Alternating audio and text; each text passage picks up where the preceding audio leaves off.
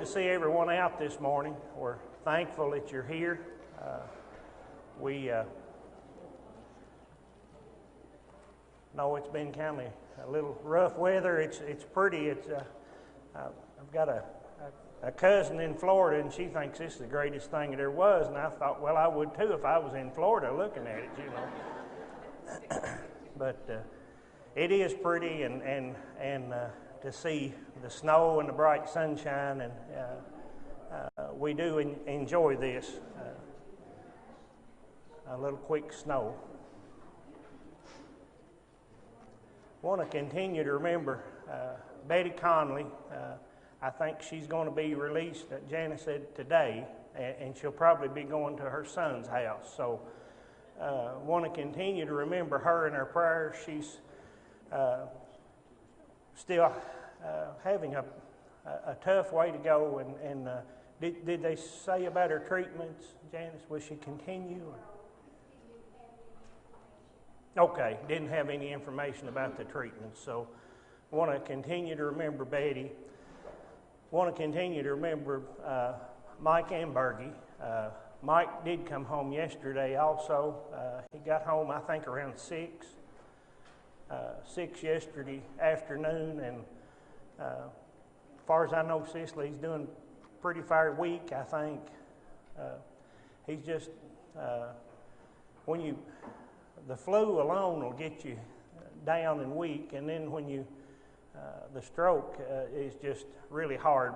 But they were really encouraged with his progress so far. I think his arm, maybe it's his left arm, is doing a lot better. I think she said may not even hardly be able to notice it, and his leg is still, I think they still is improving, but want to continue to remember him.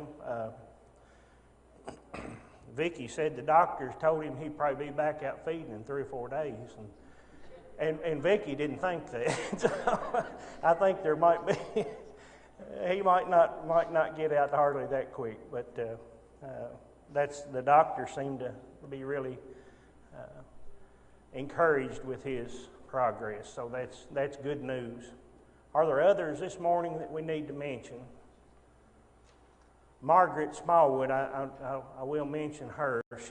Margaret's not doing good again. I think her white blood count's back up, and I know Tammy requested prayers yesterday for her mom, and it's a hard time for Tammy and Danny. We want to remember them in our prayers and remember Margaret.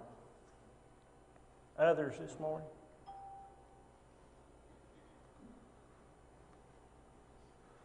D.D. Allen doing okay. Okay, he's behind. He goes a little slower than D.D. does right now. That's Allen won't let D.D. let him out up here at the front. If I'm out there especially, because he knows I'm gonna give him a hard time, because Nancy let me out up front one time, and I still never heard the end of it. So Allen won't let D.D. let him out. He said if he had to crawl. So. Any other announcements this morning? Remember the Friends and Family Day coming up, week after next, Sunday after next. Continue to invite people, and hopefully we'll have a good turnout for that. If nothing else, Kenny, would you mind to lead us in a prayer?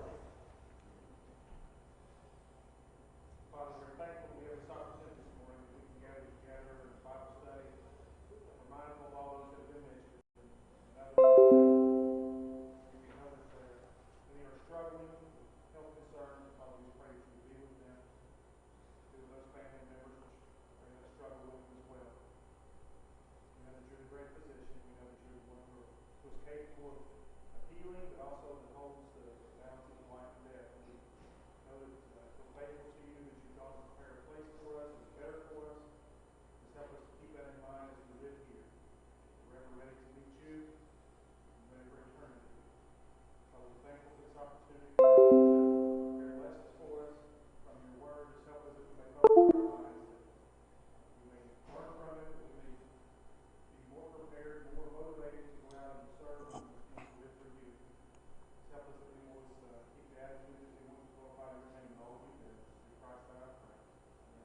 Amen.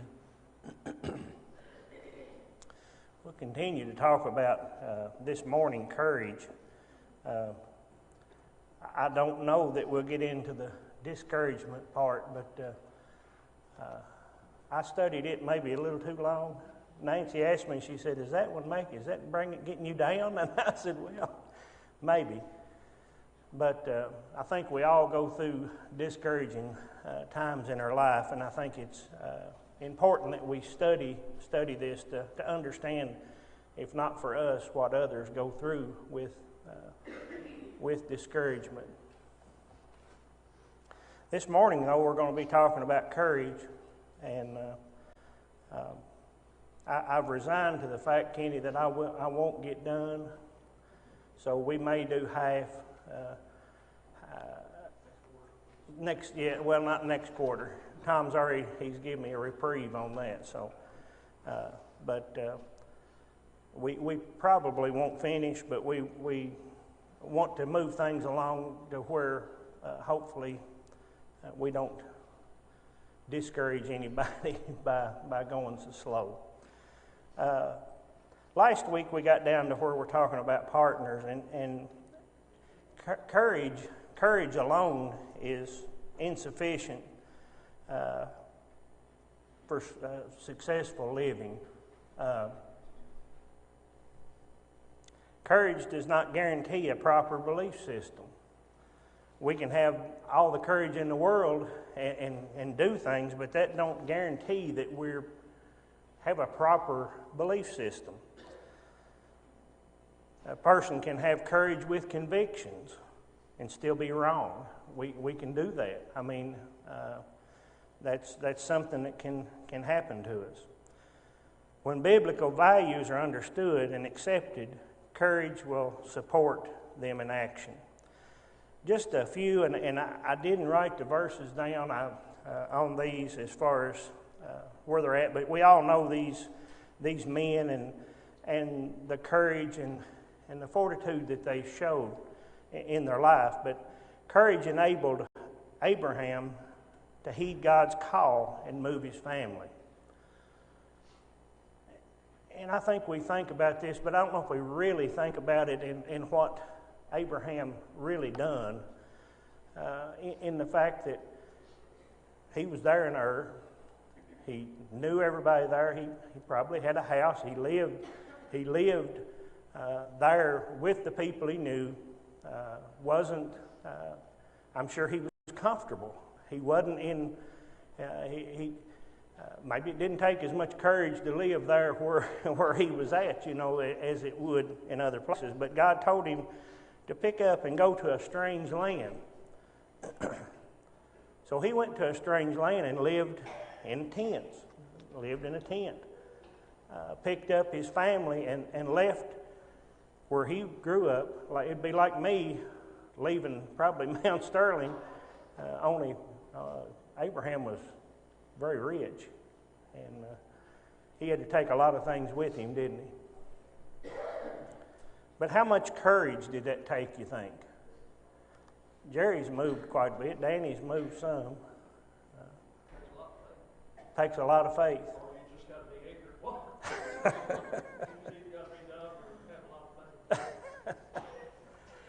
Well, I think it seemed to work out pretty good, so I think that's who else do we think about? Who's another man back earlier in the Old Testament, back in Genesis, that we think about that had courage? I don't know if I heard. Moses did. Moses had a lot of courage in that he left. He had courage in a lot of different ways. He left the land of Egypt. It took a lot of courage to leave the land that he was in there, where he was probably in line to be a ruler in this case, and he left. He had a lot of courage in leading the children of Israel out of the land of Egypt after he was there. It took a lot of courage for him to accept God's will that he not go into the promised land. I probably would have stood there jumped up and down and cried and screamed. Yeah, that was, I think, one thing we talked about. To me, to do that and to be told that you have to encourage the one that's going to lead, that took a lot of courage, didn't it? Because we know from the things said that Moses desperately wanted to go into that. I mean, that was the goal when he led them out, to go to the promised land. And he said, no, said, you can stand up here and look. You can look out over the land, and I'll show you that way. But I want you to go back and encourage this. I'm going to let this other man lead them in there. It took a lot of courage. What about Noah? Did Noah have courage? Noah had a lot of courage in that for 100 years he sat and built on this old boat, and it never had even rained, you know. And people taunting him, and people, I'm sure, making fun of him because, why are you doing this, Noah? I mean, what's the matter with you? Now, that took courage, didn't it? It took courage to do that. It took courage for David to stand before Goliath. These, like I say, are all things that we've heard from our youth. The courage that these men had. I think there on that case, Goliath was the foolish one, thinking he could stand before David with God on his side, wasn't he? He was the foolish one. What about these men, though? All of these men, did they always have that courage? Did they always do the right thing, always stand up and go? No, Abraham was afraid to Abimelech and to Egypt and lied about who. He lied who, Sarah? Yeah, he was. Put his wife in danger. Yeah, he just kind of sat around and just, like I say, he was afraid. David, we see later on, you know, in some of the things that he done, he didn't have the courage to follow God like he should have.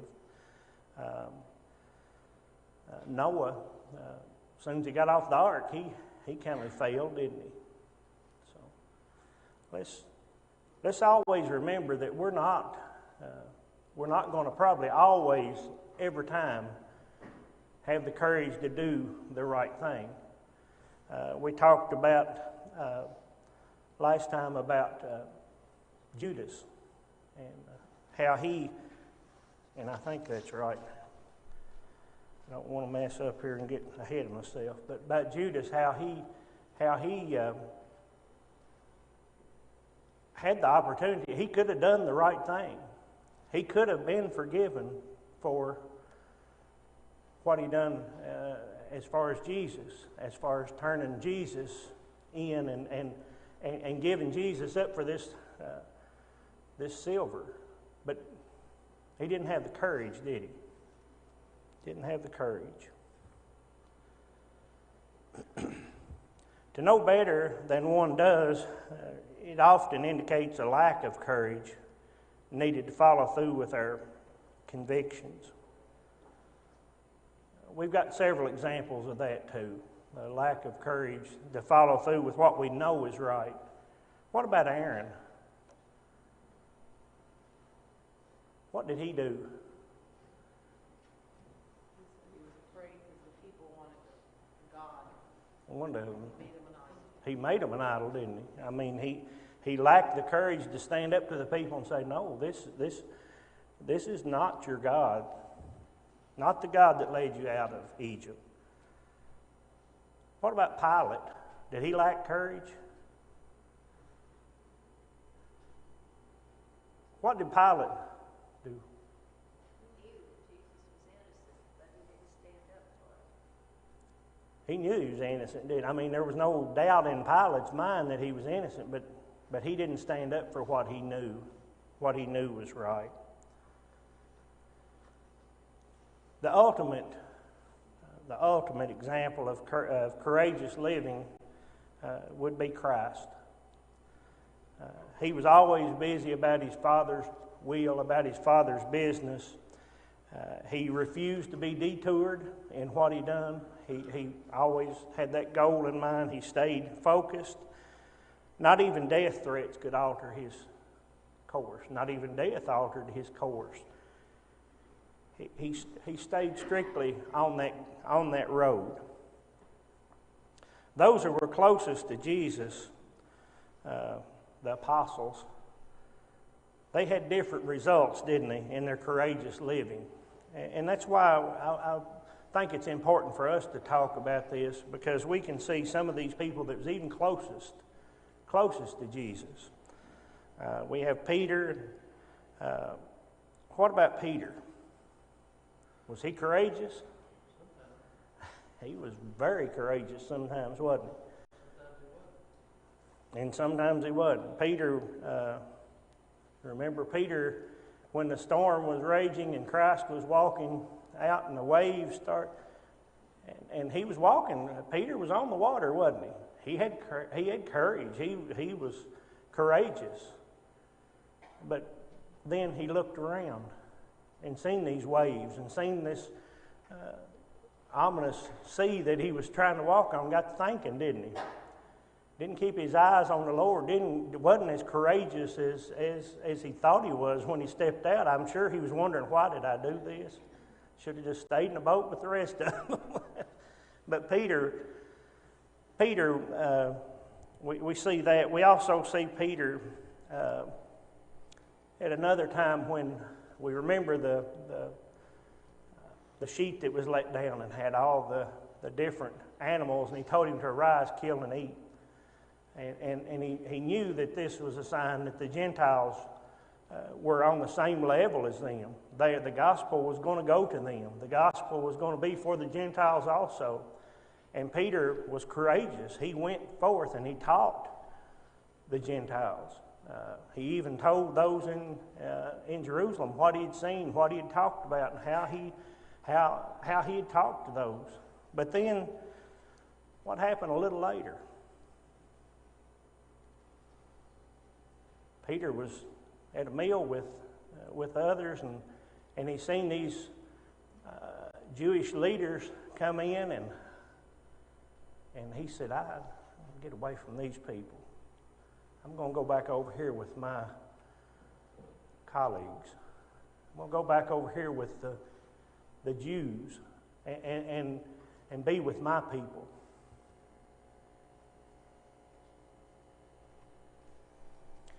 We remember Peter also in the garden.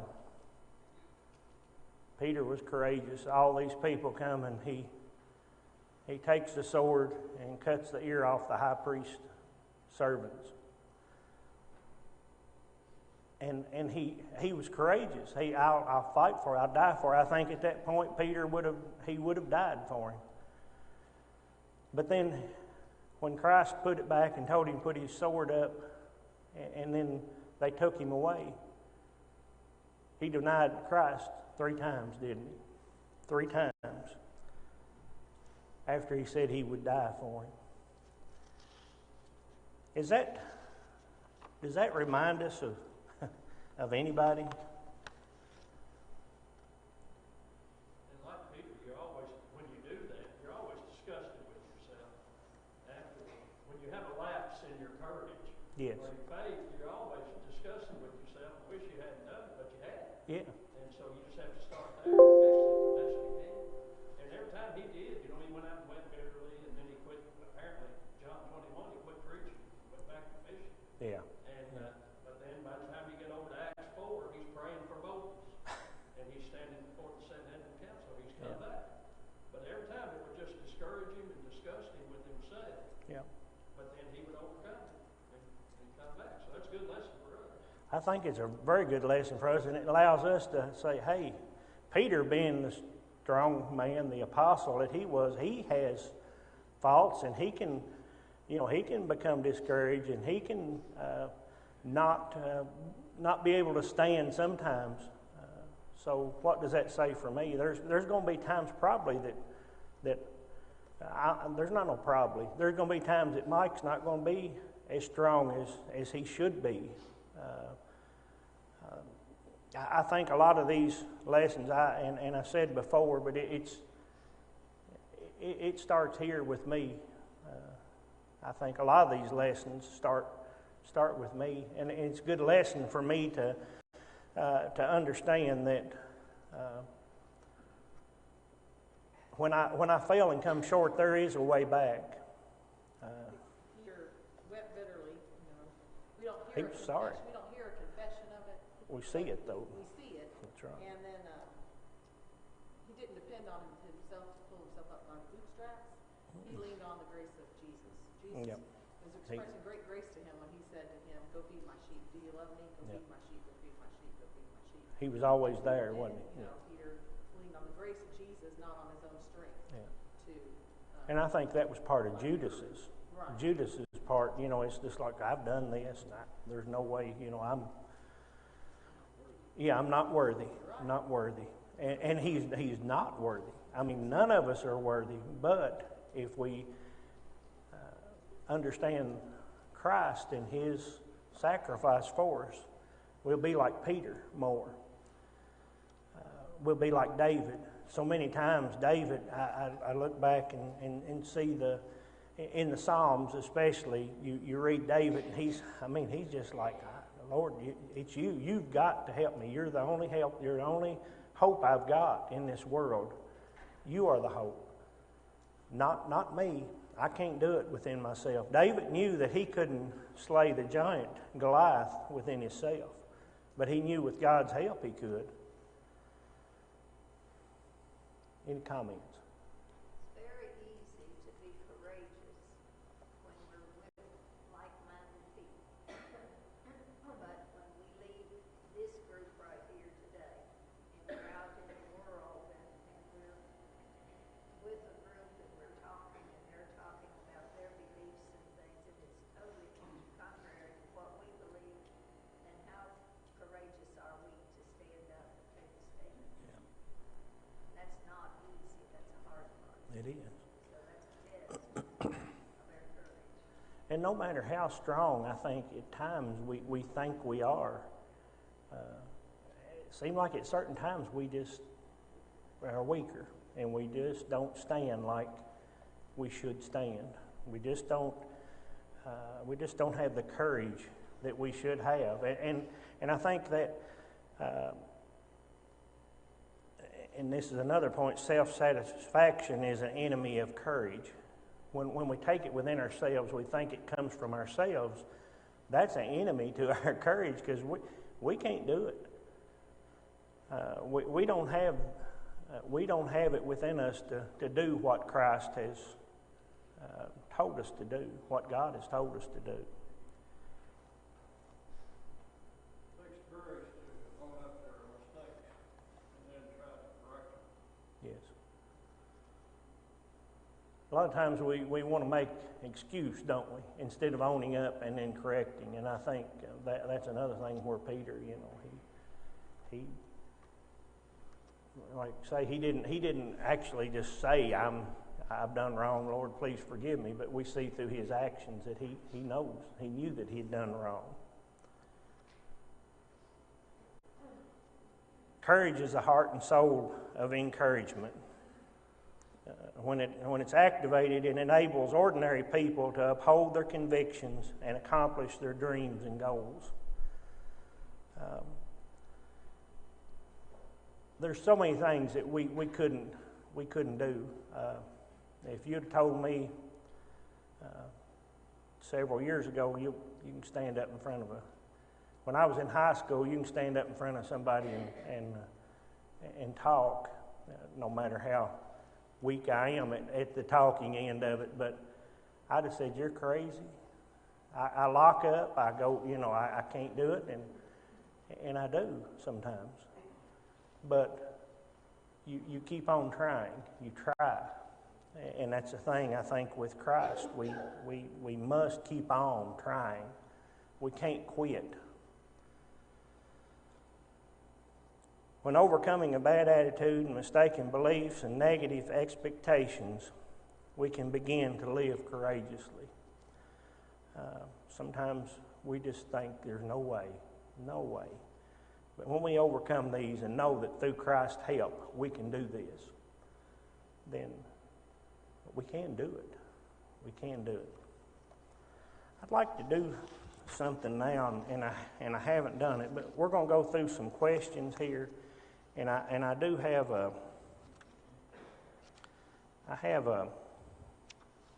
page that I'm going to make some copies of that you can take with you if you would like, if you would use it. It's helped me when I think about it. Being an encourager, it's not always natural to us. It's not always the first thing we think about doing. I think some people maybe it comes more natural than others, but some of us it's just not a natural thing that we just encourage everybody. We're not encouragers naturally. That's what I'm trying to say. So I've got a page. We'll talk about a few questions from this lesson. And then if we have time, we'll move on to the next. But how would you define courage? Anybody? And it don't have to be the textbook. But how would you define courage? What is courage to you? Strength under fire. And I don't know where I got that. That just came into my mind. Somebody had said it. I think it is, and it talked about in the book about going ahead and doing what you know is right, even though you're scared to death. We see that in firefighters. We see that in policemen. We see that in soldiers. We see that in all different walks of life. When, if it's a mother that her child's in danger, or a father that his child's in danger, you're courageous. You have courage. You go on, even though when you look back, you say, well, that should have scared me. That should have scared me to death. But yet you go on. Why do ordinary people need courage? And what are we talking about, ordinary people? Who are we talking about? Me and you, us in here. Why do we need courage? Life's tough. You won't be able to face it if you're not courageous. It's everyday things requires.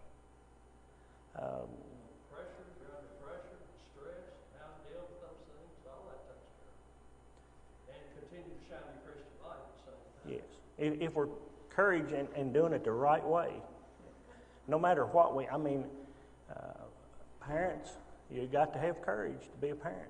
You've got to have courage. You've got to have courage if you're not a parent, if you're just going to work day to day, you have to have courage to stand up to those around you. You have to have courage to show your faith to those others. It takes courage to be a Christian in this world. Just to put forth the effort to get what you need out of God's Word. And not just get it in your head, but apply it, put it in your life. That takes courage. And that's where the courage comes, ain't it? When we start applying this Word, when we start applying this, that's where the courage comes in. And that was my next question, upon what do Christians base their courage? And it's on the Word of God. Without this Word, we're not going to have courage to do what's right.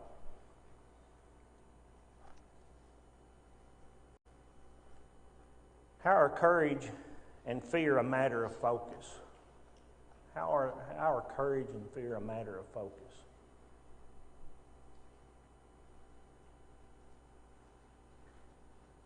Anybody? Fear will test your courage. How courageous can you be when you are truly fearful? Yeah. And I think that's the thing. If we focus on Christ's Word, on God's Word, and on doing it no matter what, then we'll be courageous. But if we focus on, I can't do it. I can't talk to, I can't say nothing to them. I know they're going to. We talk ourselves out of it, don't we? Fear will talk us out of it.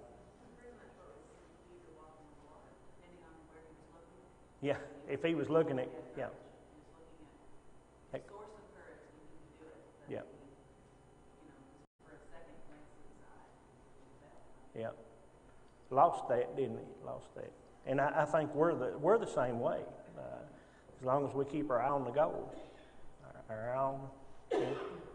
Often we're just nearsighted. We see the fear that's in front of us. We see the ridicule. We see that type of thing. But fear is also can be a very good motivator if we consider the fear that we should have of God. If we're not faithful to Him, we may give in to a temporary fear that's in front of us. But where does that put us in His judgment? Whenever we fail Him, is that fear should keep us faithful to Him. Yes. Out of respect for him, isn't it? Of his authority and our fear of what will happen if we don't hope, if we don't have our courage.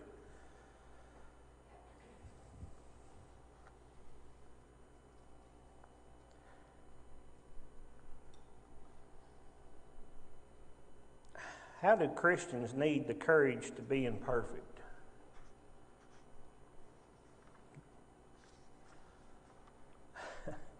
That's an odd question, isn't it?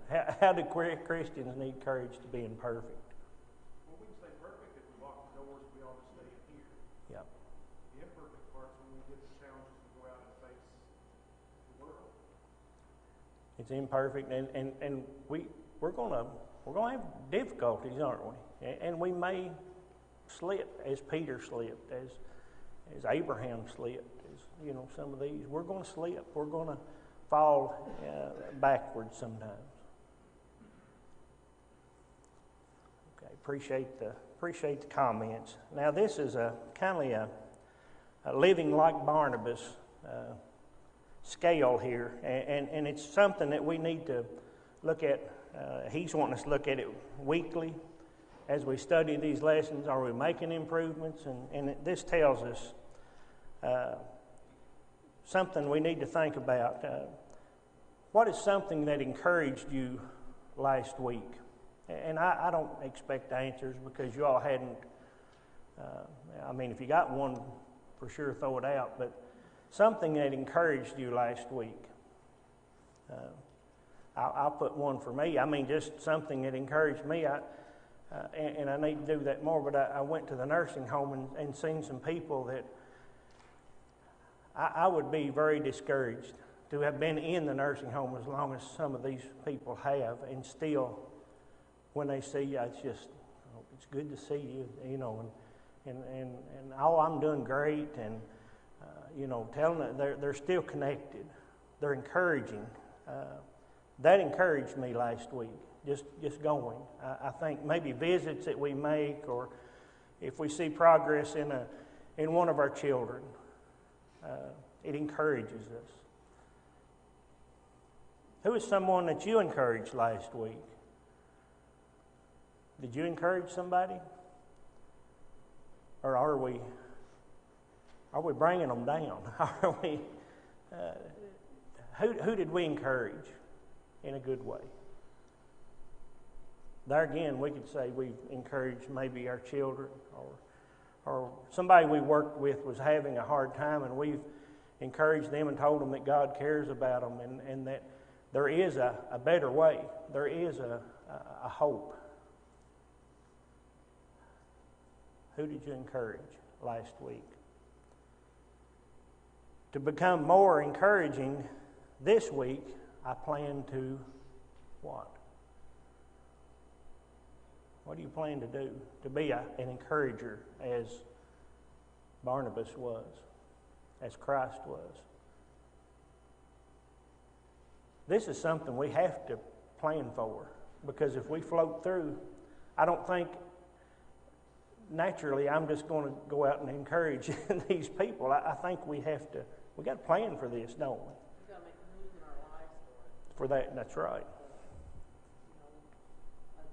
person who, I don't know if she's here for clients or not, but I try to encourage regularly is Michelle, Mm-hmm. as a young Christian, wife and mother, she needs the encouragement of, like, we older women, I get to classify myself as that now,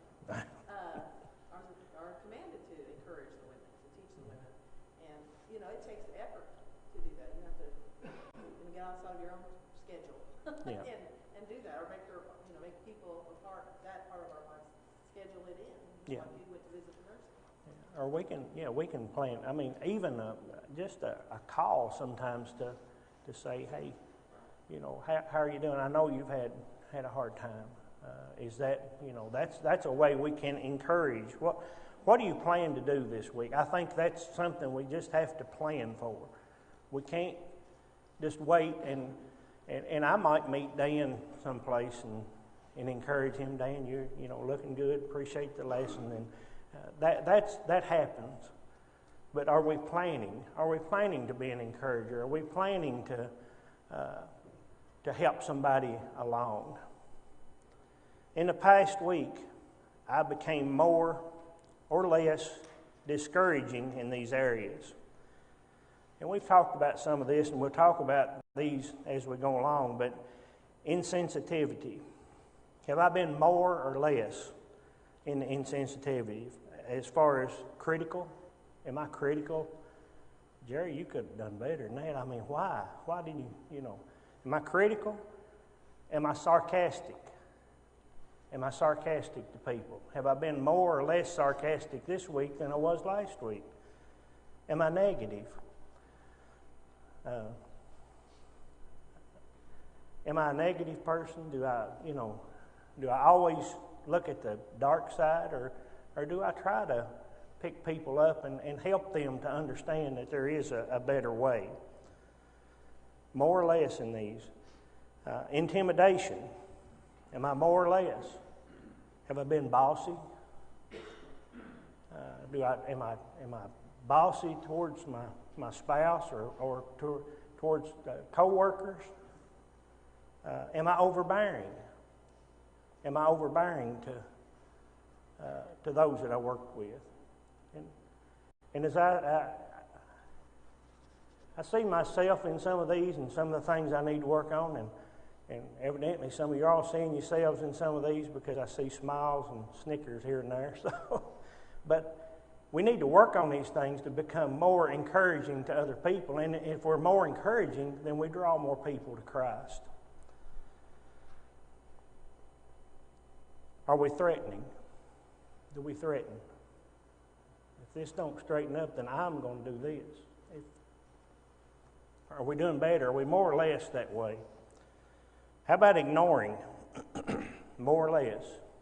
When somebody's trying to talk to me or talk to you, are you preoccupied?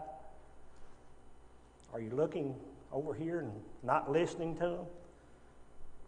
Are you aloof? Are you hard to talk to? Are you self-centered and just want to talk about me?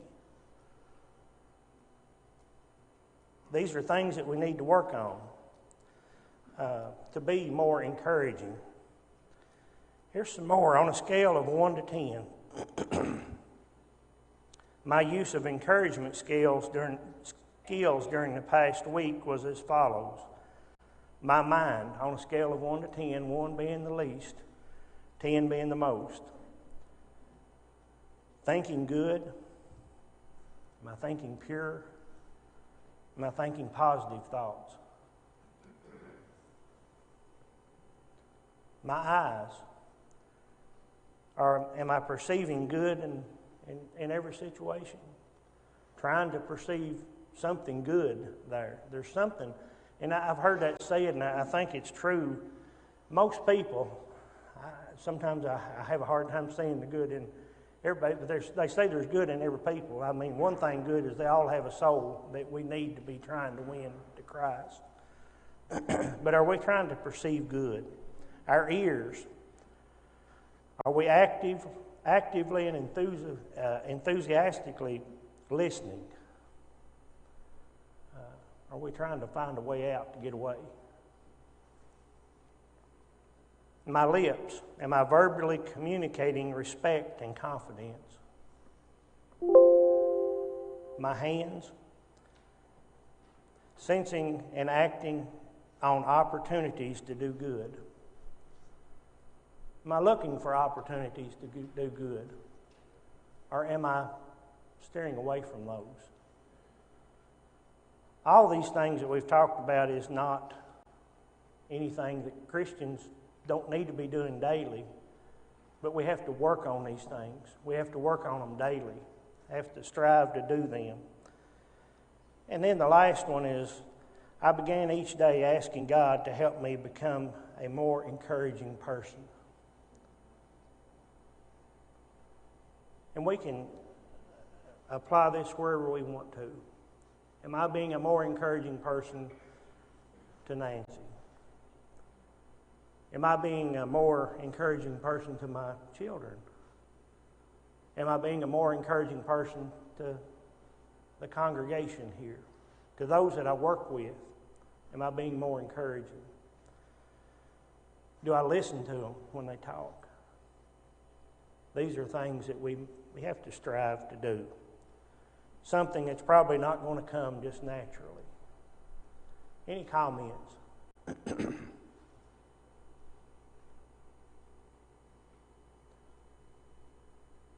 No comments.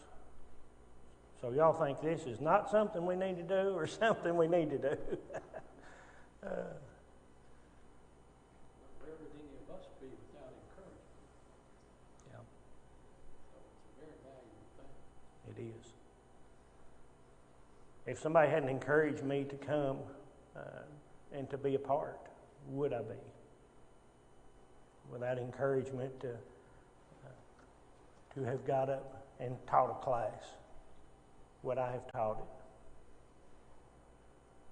To be a song leader, to preach. I know both these guys have talked about people that were encouragement to them, and without those encouragers, probably wouldn't have happened, would it? Wouldn't have happened. We were talking earlier about never expecting to be a public speaker. I was the same way in speech and drama. In high school, I always tried to get out of public speaking. I didn't mind getting in plays from the head of people, but I always tried to get out of public speaking. My teacher told me one day, she said, "You never know somebody ends up speaking publicly for a living," and I laughed. I said, that never happened. Turned out she was prophetic. It happens, yes. At school, some of our kids, the things that they go home and face every day, those kids are the ones that probably try our patience the most. But, a lot of teachers, when we talk, we try to find a way to be something positive, encouraging, because that may be the only thing that child gets that whole entire day, maybe the week, because they go home to such turmoil and just chaos day after day after day. And I think the world in general, we may be the only positive, encouraging thing that happens to a person in a long time. Yes. It's easier to see that in children, but I think a lot of times that's the way it is with adults too. And I think they'll remember that the years later, because I was talking about not being able to speak, and oral book reports were the scariest thing to me. I mean, I'd just soon be shot as have to give an oral book report. But I remember Miss Chenault, and she was always an encouraging teacher, and she said, Mike, when you get up there, take a deep breath. Just take a deep breath and talk about the book. Said, you can do it. You can do it. And I did, and it worked. But we have to watch, because just as much as she was an encouragement, I had others that said, you don't even need to be in this class. You can be discouraged with the same thing. And Children, that'll last their whole lifetime. well, you remember it, and that's that's my point. I mean, you remember the encouragement, and you remember the discouragement, and that's why we as Christians need to be encouragers. Well, that's a mark of love, and that's really, being courageous with our doctrine is one thing. But, Christ talked about love, love, love, love. And it takes courage to love the unlovable. It takes determination and courage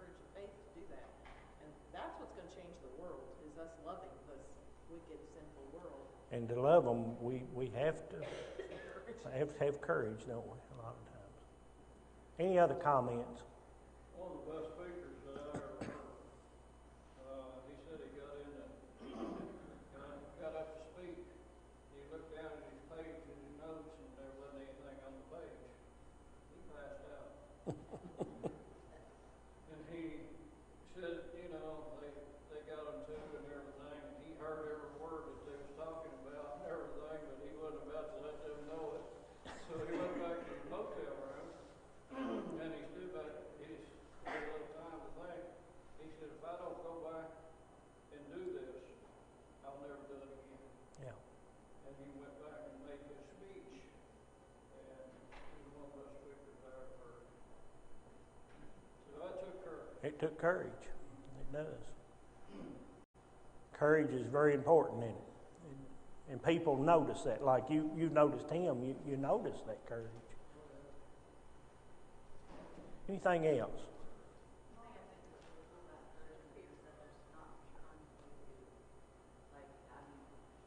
Anyone who's ever gone visiting with Danny just knows that God gives him that gift. It's also a gift with talking and just knowing what to say. Yeah. I don't always have that gift, but sometimes I could, make a meal Yeah. or offer Joey to be handyman. Or, there are so many ways to be encouraging, and you don't have to narrow it down to. You have to, go and say the right things to somebody. You can be encouraging in your area. And sometimes that's important to be able to say the right things. But like say, other times it's very important just to be encouraging in that where you can, where you know you can. Somebody, yeah. I think your attitude has a lot to do with being encouraged. You have the right attitude toward God, and you're going to have the courage to help to encourage, to be encouraged. Yes, if we have the right attitude towards God, then when we're encouraging others, it's going to show, isn't it? That will show that we have the right attitude to encourage, and it'll do what it was intended to do, won't it? It'll be easier for you to encourage people if you have the right attitude. Yes. We're going to have, and I mentioned it before, but we're going to have the opportunity to encourage people April the 8th with our Friends and Family Day. This is a great opportunity to practice some of the things that we've been talking about for all of us. Let's have the courage to invite and have the courage to talk to them and let them know who we are when they get here. Thank you all for the comments. Yes. Another one?